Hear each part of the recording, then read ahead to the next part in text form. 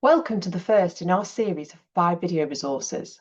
These videos have been developed to support organisations working in children's social care to understand how they can embed a values-based approach to recruitment, selection and induction.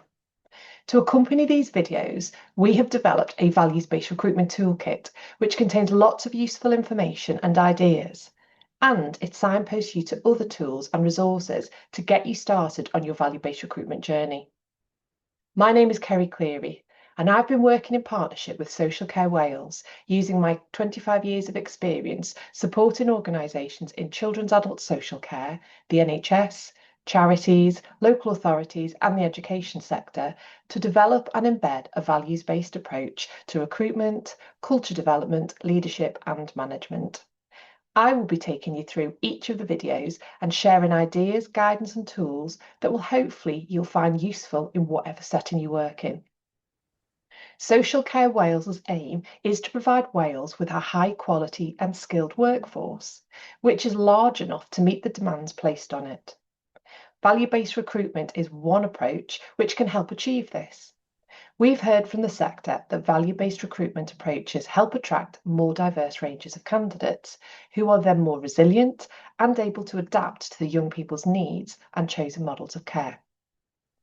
In this first video, we will be looking at what is value-based recruitment and introduce you to the 5 A's model of value-based recruitment.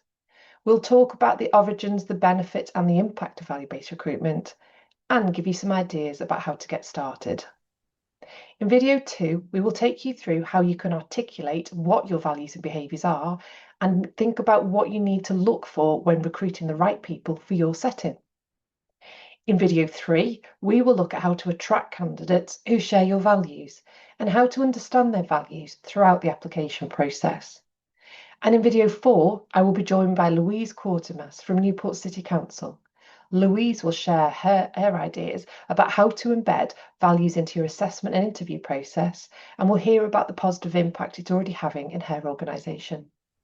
And in the final video, we will look at how you can support the person after they start work for you through their induction period and beyond, using values and behaviours to set expectations of what you want to see and how to support their development. So let's start by thinking about what do we actually mean by value-based recruitment. So value-based recruitment is an approach that focuses on identifying and understanding the values, behaviours and motivations of candidates. This approach looks at how you identify candidates' values and behaviours and how they align to the vision and values of your organisation. It helps identify candidates with the potential and the passion to be amazing employees through their shared commitment to the organisation's culture, vision and values. As the saying goes, you should recruit for attitude and train for skill. I'm sure we will have all had the experience at some point in our work and career where we've worked with or managed someone who had the skills and the experience but was not aligned with the team or with the values of the organisation. And because of this, they didn't use those skills and experiences in the best way. When we have people in our teams whose attitude or behaviour is not what we expect or need from them, they can have a very disruptive impact on others and on the team. Equally, I'm sure we can all think of someone who we worked with who perhaps had very little relevant experience, but who had a fantastic attitude to learning and working with others. And because they believed in our organisation and the people we cared for and serviced, and because of their attitude, they will have made the most amazing contribution to our work. I'm sure that many of you already have great processes in place for testing and assessing whether people have the required knowledge and skills, as this is easy to test in the recruitment process. And imagine if you could add to that. Imagine if you had a way to understand if the people you were recruiting would also demonstrate the attitudes and values that were aligned to your values and expectations. This is where having value-based recruitment practices at every stage of your recruitment process can make a real difference.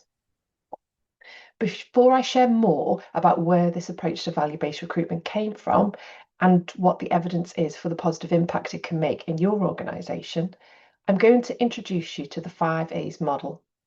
I developed the 5 A's model of value-based recruitment while working in partnership with Skills for Care to introduce value-based recruitment to adult social care organisations.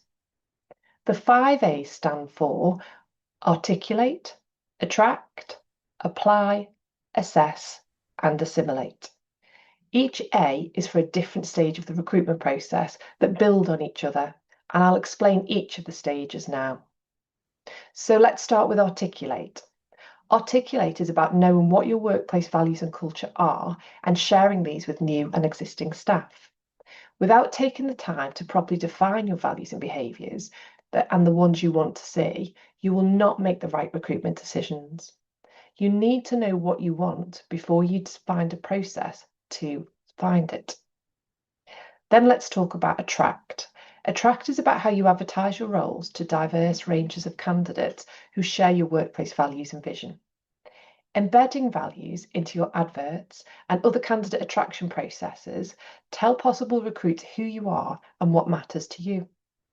This can attract people who may not have thought about a role in social care before, but they share your values and behaviours, and these are important to you. Let's look at apply. So apply is about gathering information from applicants so that you can identify and shortlist people who demonstrate that they share your vision and values. Think about how you can ask candidates to demonstrate the values you are looking for when they apply for posts for you. And you can do this in a way that's inclusive and does not put them off by making it easy for them to apply. Then we'll look at assess. And assess is about using a range of selection tools to assess whether candidates demonstrate your values and behaviours in practice. By making values a centrepiece of your interviews and other selection activities, you can make sure that you not only look at skills and knowledge, but that you really get to know candidates' values and how they behave in different situations. And the final part of our model is assimilate. And this is about how you induct, develop, and manage new staff to ensure that they are clear on your expectations and culture, and they know how to put your values and behaviours into practice in their work.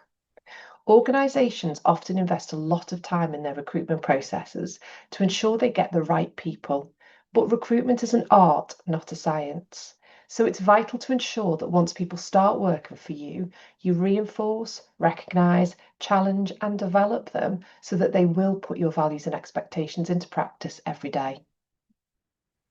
I'm going to talk a little bit now about the context, benefits and impact of value-based recruitment. Value-based recruitment has its origins in children's social care and safeguarding.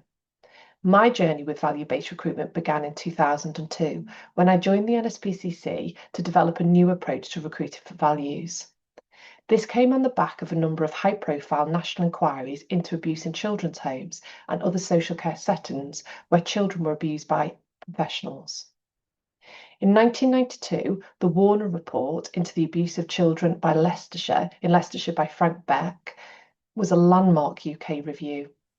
It focused specifically on the way that staff who worked with children were assessed for suitability, and it recommended an approach called preliminary interviewing to look at candidates' attitude and motivation. In 2004, I was part of the Bishard Inquiry, which was a public inquiry into the Sower murders by Ian Huntley. This inquiry identified failings in recruitment and vetting systems, as well as information sharing and criminal records vetting recommendations. It also paved the way for the work I did with the Department for Education to bring safer recruitment training to schools, which took a value-based approach. So one of the key benefits of value-based recruitment is that it makes an important contribution to organisational safeguarding. It focuses on the sorts of values and behaviours that ensure the people we recruit are not only safe to work with children, but also have the values and attitudes that enable children to thrive and receive the sort of care and support they deserve. Values-based recruitment enables organisations to be more inclusive and widen their recruitment pool by looking beyond previous experience and qualifications. We know how challenging it is to fill vacancies in social care. That's why we need innovative ways to find people, perhaps in places where we have not traditionally looked or attracted them from. We know for many roles that we can train for skill, but we need people to come with the right values and attitudes. It has been inspiring to hear the stories from organisations who have embraced values-based approaches. And as a result, it's brought people of different ages, cultural backgrounds, as well as people who would never thought of a career in social care to work for them. From different research studies that I have been involved in over the years, looking at the impact of value-based recruitment, we've been able to demonstrate that compared to traditional recruitment methods, people who are recruited for values often perform better, have lower rates of sickness and absence, stay for longer, and display more of the values we want to see, such as respect, empathy, and compassion. And these values are the values that we need to give children the best possible opportunities in life. Now that I've shared with you the value-based recruitment approach that we've used to develop these videos, resources, and the toolkit, I hope you're feeling inspired to get started on your value-based recruitment journey. So here are some things you could do as a first step. First, watch all 5 of our videos on value-based recruitment and use them to think about what you currently have in place in your setting and what you could either adopt or develop. Then go to the website and explore the toolkit, templates, and resources we share with you. You can use the links on the web page to explore the toolkit, the templates, and the resources that have all been designed to help you on your value-based recruitment journey. And thirdly, have a conversation with other leaders in your setting to ensure that you have their buy-in and commitment from the start to a value-based recruitment approach.